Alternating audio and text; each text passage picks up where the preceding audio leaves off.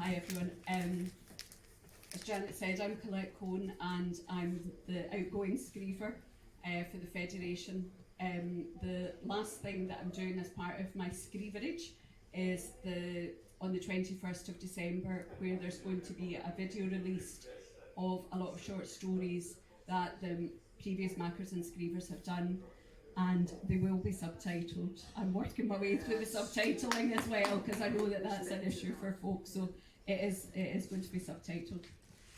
I'm going to read a wee story today called The Empty Pillowcase.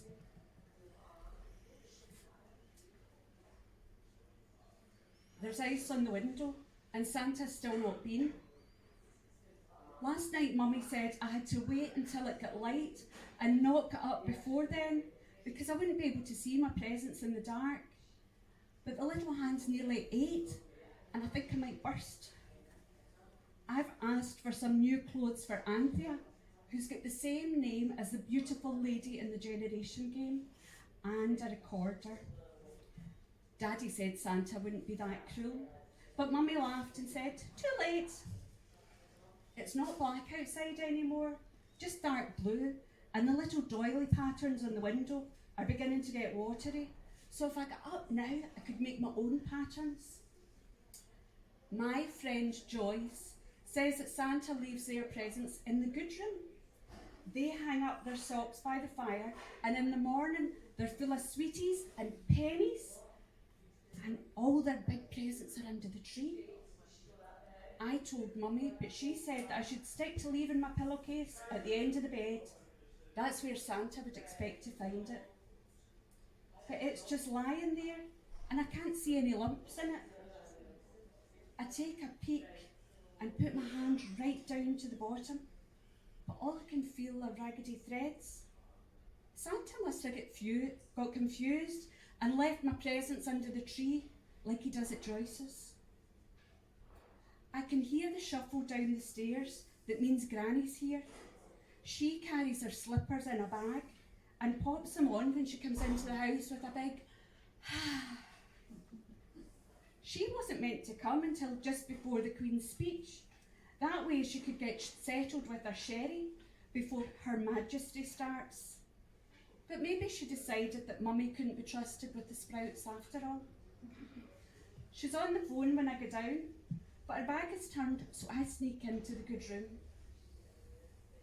The tree lights aren't on, but the lamp posts are, so I can see that Rudolph's carrot's gone and Santa's big whiskey. It's hard to see anything else because the light switch is too high. I can just make out the shapes under the tree. It looks like there's still only presents there for my Auntie Jeannie and her lot, the Bruins and Beano albums for the boys, and Twinkle for Jane.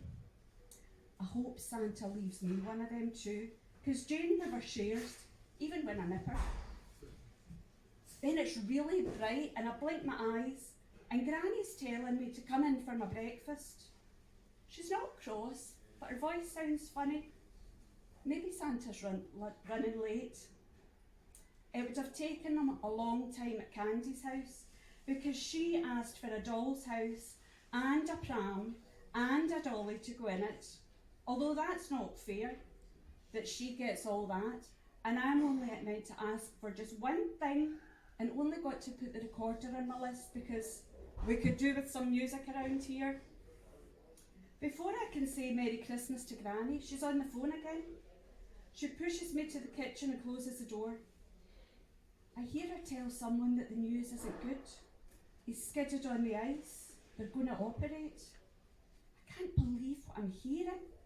And when she comes into the kitchen, she lifts me onto her knee and holds me too tightly. My shoulder starts to feel soggy and I realise that Granny's crying. Santa's sledge must have crashed, so I start to cry too.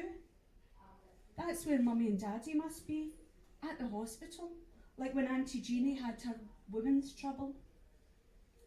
I want to ask if Rudolph's okay, but before I can, Granny plops me on my own seat and goes over to the window and stares out for a long time. My tummy makes a rumbly noise, so I get my cornflakes. I open the fridge to get the milk and stand for a wee minute to look at the goodies for later. I helped Mummy make the trifle yesterday. I put the ladyfingers into the bowl and then poured the fruit salad in. The jelly looks wobbly now, not all runny like it was when we went to bed. Once the custard's made and the cream's on, I get to put on the hundreds and thousands. They're the best. But I wonder if Daddy managed to get the custard powder. Mummy said he'd have to go out and find a wee shop that was still open because she'd forgotten to get it, and after all, she'd done every other bloody thing.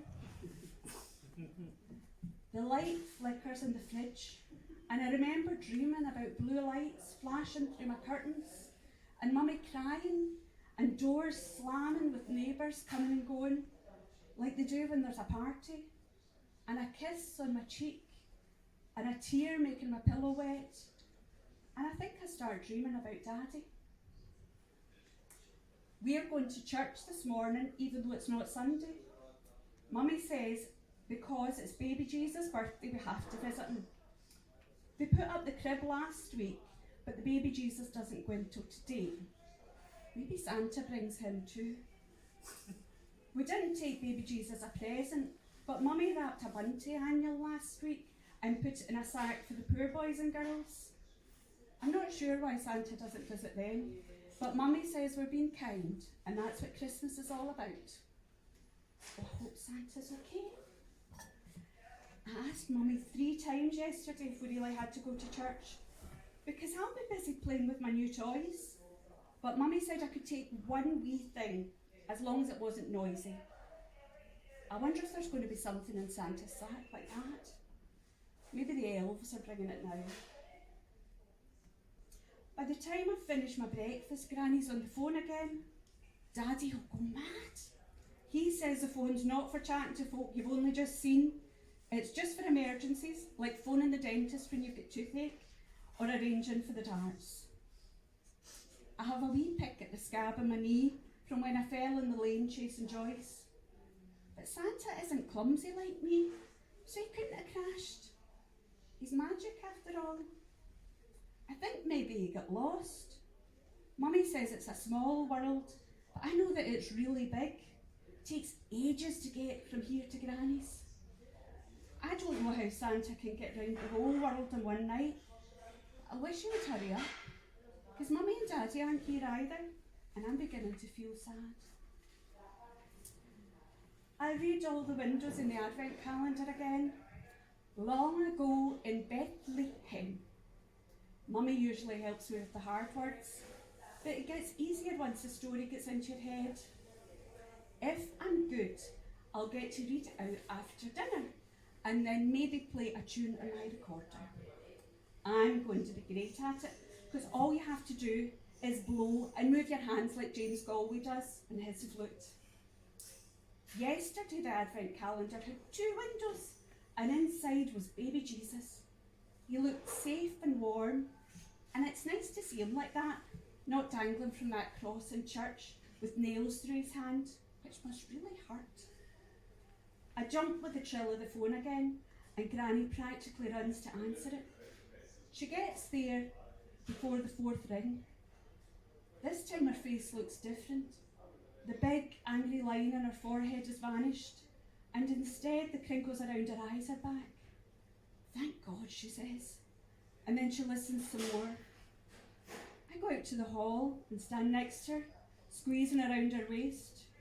She stands there, nodding and smiling, and every now and then she says, "That's good," and "I know." I think I might pop, so I say, "Is Santa? Is it okay? Is he okay?" Granny pulls the phone away from her ear, and she looks at me like she's forgotten it's Christmas. "Now then, my little chick," Granny says, bending down, taking my face in her hands. "Daddy's going to be fine. There's no need for sad faces." "Daddy," I say, "but what about Santa?" Granny gives me a big cuddle and holds me for a long time. "You go up and get dressed," she says, "and when you come back down, Santa will have been." And you know what? She was right.